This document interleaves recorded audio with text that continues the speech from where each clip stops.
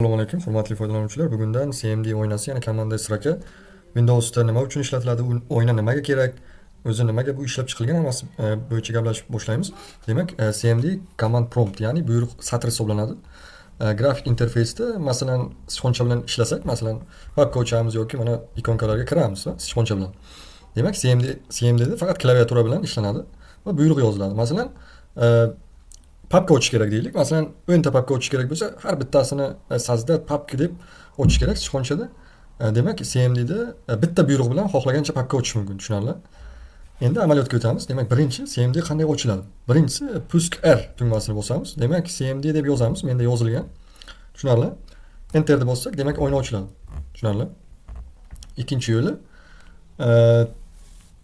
masalan, puskda qidiruv satri bor. Shunda demak CMD yozsak ham chiqadi. Mana Command Strike bitta bosamiz, mana boyagi oyna chiqadi, tushunarli? Xo'p, endi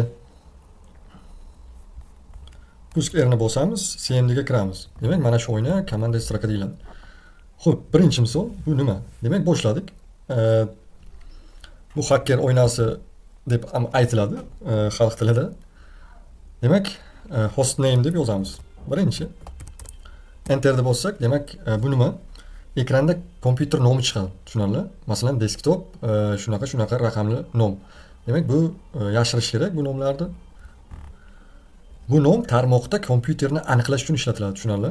Demak, ikkinchisi yana nima yozamiz? Masalan, QMI deb yozamiz. Enterni bossak, demak, desktop yana nom chiqyapti. Demak, bu hozir tizimda kim turgani. Demak, kompyuter meni taniyapti, tushunarli? Demak, men mana shu nom bilan kiryapman o'z kompyuterimga. Endi hakkerlarda yozuvlar chiqadi-ku, masalan, yashil rangda.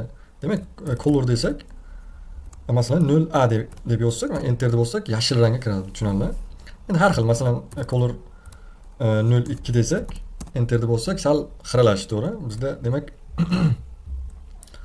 asosiy o'zimizning rang, demak 07 qilsak, color oldingi holatga qaytadi, tushunarli?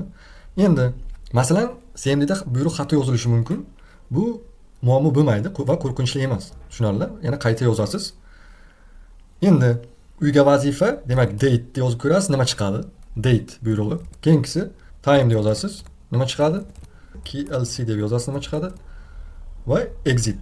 Tushunarli? Exit deb bossak, enter deb bossak o'chadi.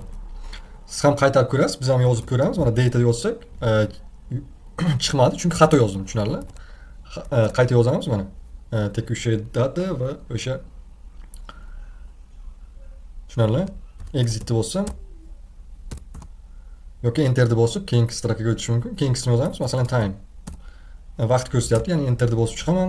Keyingisi masalan CLC ni bossam to'liq o'chirildi, tushunarli? Ekranda yozuvlar yo'qoladi. Exit deb bossam, demak, CMD dan chiqib ketadi. Hozircha birinchi dars shular. Keyingi darsda murakkab darslarga o'tamiz. Hammaga qiziqarli bo'ladi. Mana shu narsani o'rganish kerak. Dasturchi bo'lmoqchi bo'lganlar, umuman kompyuterda ishlamoqchi bo'lganlar, bu narsani vaqti bor bo'lsa, o'rganib qo'ysa, bu ko'p hali darsimiz, xudo xolasa, juda qiziq xolasi. Barchaga rahmat, salomat.